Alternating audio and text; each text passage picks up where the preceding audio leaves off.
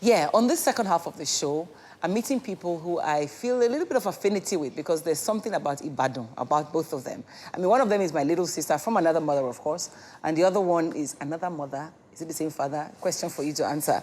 But let me welcome Ebun Feludu. Nice to have you on set. Me interviewing you. Thank you. It's always a pleasure. And then, of course, this guy, he christened himself African Farmer. But originally, his name is... Some people would know him as Folu. But Folu actually means Afiolu. Okay, so there's something Af there to the African Farmer. And African Farmer is my other guest on the show. And that name is not by accident. Let me start with you, because this is my little sister. That name is not by accident, is it? Yeah. 13 years ago, I changed my name. So you went the whole route, put something in a newspaper, henceforth, all documents remain valid. But this is the new name. So the whole idea is if you have a farmer in Nigeria, farming is a Nigerian farmer, a Ghanaian farmer is a Zimbabwe farmer, but you have someone who has agribusiness interest across Africa, he becomes an African farmer. Wow, that's interesting. So you were talking, but what I find interesting about your story is that you were talking farm and agric before it became, before it became a good... It's nodding her head. Because it says you must have African farmer on the set if you're talking about farming. How does a 10-year-old decide that he's going to rear chickens? Well, I think it was just nature. I think it's in my DNA. Your father a farmer? Well, later he divested into agriculture. You were giving him example. When my brothers were watching Mickey Mouse, Tom and Jerry and Co., I was in the backyard hoeing for potatoes, taking care of yams. I just loved the garden growing up. And I did my first agric investment 2 weeks after late Awolowo was buried. That makes it 31 years this year. Okay, and that was the chicken thing you did? Yes. Did you make money out of it? Oh, yeah. I started with raising the chicks for 3 weeks, sell. I did it 4 times, and I was advised to rear it for about 4 months, and on and on and on, and I ended up in different value chains. Well, Ebun, I know that you're a serial entrepreneur. In fact, you do all sorts of things. You're one of those who are gifted with too many talents. But when you decided to go into taking agriculture, because you had this trip to India that changed your perception about, agric. Absolutely. Tell me about it. Well, first of all, it started with me wanting my children to sort of get baptized with, entrepreneurship. So we encouraged them in the summer of 2016 to start their own business. And so they started... These kids are under 8, by the way. Yes. So they started with coconut bread and banana bread, and they would have pop-up events, and they would sell out in, within an hour, they've sold out. And so we said to them, okay, how do you scale this? How do you make sure that this business runs without you standing in front of your produce? And we just sort of narrowed down to say, okay, let's pick one product and create products out of it. And we picked the coconut. And we started with coconut milk because I'm lactose intolerant. And we started making coconut milk and it became a huge hit. And then we went into coconut oil. And then that started February last year. And then May, I had the opportunity to go to India.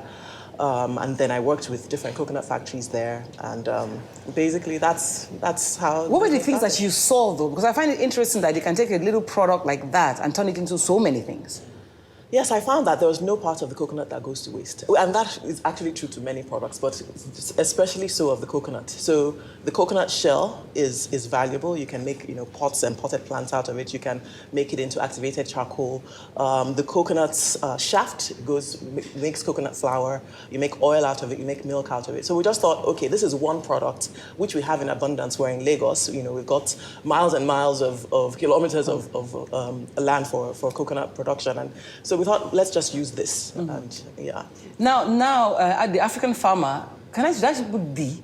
Yeah. Or just say African Farmer? Is your name? I'm the only African farmer. It has to be. One and only. Okay, you started doing that as a business. You went to school to even study something to do with agriculture. Yes. But you were thinking of not going to school at all. Did you have to go to school? Was it an advantage for you? Yes, it was an advantage for me. Is that why you're wearing suit? Because the normal farmer is... No, this is just packaging.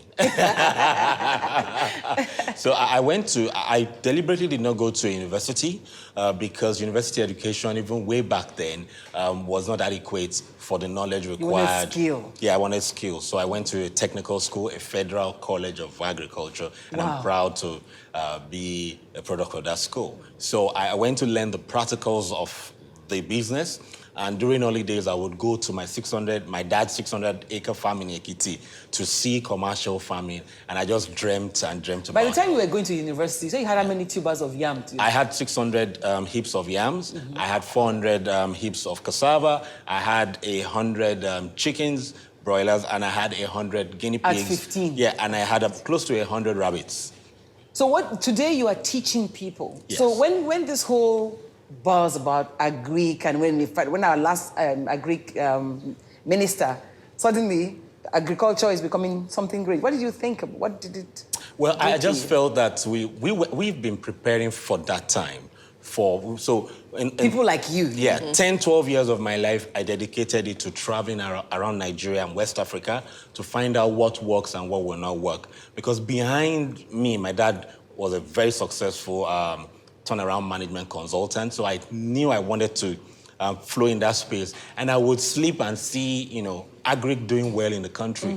So I prepared myself. And so when the last minister came in, I knew it was time to set up and position. So right now, I'm a startup and turnaround agribusiness expert. Oh, we should talk. I think I'm going to go into agriculture. No, but again, what is that area that you think? I mean, let me ask Ebun now. When you think it was opportunity that came your way, but do you see people seeing those opportunities if they're not entrepreneurial in nature? I think so. I think, I saw something just this morning that Melinda Gates posted about that it's 4 times more likely for a Nigerian woman to be an entrepreneur than any woman anywhere else in the world. I think that a lot of women, especially I can speak for women, are driven by their need to meet needs. And they see things. Because your factory, for example, you have a lot of women working. Yes. So we have an HR policy to employ 80% women. We're situated in a community called Okwaja. It's a coastal community. And there is a lot of poverty there, even though it's only just a few kilometers from the Lekki-Ekpe Expressway, where you think that there's a lot of opulence, but there's so much poverty in that community. And we ensure that we give the women in that community a chance to work. We set up a creche so women with children are not excluded and they can have their children cared for whilst they work. So do you agree with Ebun that maybe entrepreneurial spirit is stronger amongst women and agriculture gives them a position or an opportunity that they can fill? I totally agree with her. In the last almost 20 years that I've been working, especially in the rural communities, you'll find out the most functional and profitable farms belong to women. Yeah. And so whatever project you commit to a woman in those communities, all these, the NGOs and co-charities, the record has it that the ones that women are handling are the most prosperous. And even now, recently, in the last 3-4 years, we found more women go into the agri value chain. And when you're looking for sustainable businesses and profitable ones, you will find... Explain to me what you mean by the agri value chain. You keep using this word, agri value chain. Okay, yeah, value chain is anything you do beyond production. That's planting. So you can have someone like Kachi that you have, who is going into processing, the value chain of consulting, the value chain of HR. In years to come, in another 2 years, you'll have sales specialists in agribusiness. You have branding in bananas. You have branding pineapples. So different value chains comes in. You have geologists specializing in manipulating soils. The soil to get the so best. that's the value chain. The value chain is huge. You have fashion enthusiasts coming into using grass cutter for hair to make clothes. You have some seeds. So how come we're not seeing all of these things before? I just wonder. I want you to just imagine. Maybe let a comment and we'll come back to you. Why weren't we seeing Why weren't you seeing it? Why weren't we seeing the opportunities that existed there? I think clearly, the downturn in the oil and gas industry forced a Like lot of Kachi us, said earlier.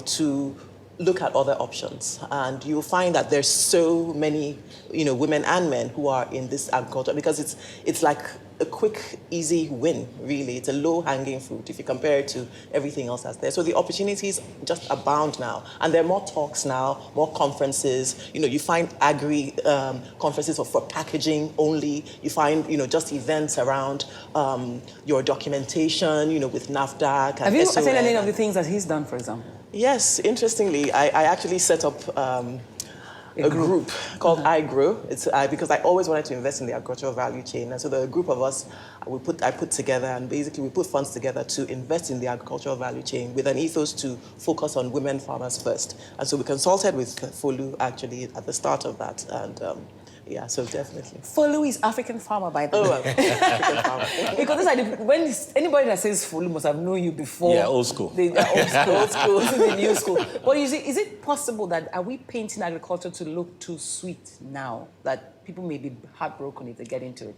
As we round up the show today. Yes, actually, that's why I went into the startup and turnaround business, where it's good to package it, but it's good to balance it with the required work that's behind it. So right now, information space, for me, is the biggest money-making aspect of agriculture, where you provide the right information. Many people, and I have statistics to back it up, about 70 to 80% of people who invest in agriculture lose their money because of lack of information. Okay, this is a nice place to round up, because I'm going to engage everybody on the panel session. So for this week, I must say bye-bye, but everybody's going to sit back in the studio. Let's examine all those issues that make those value chain value for those who want to go into it and those who will benefit from it. It's been Seriously Speaking for now, but stay tight. Tune in next week for a continuation of this conversation. Thank you, both of you, for now.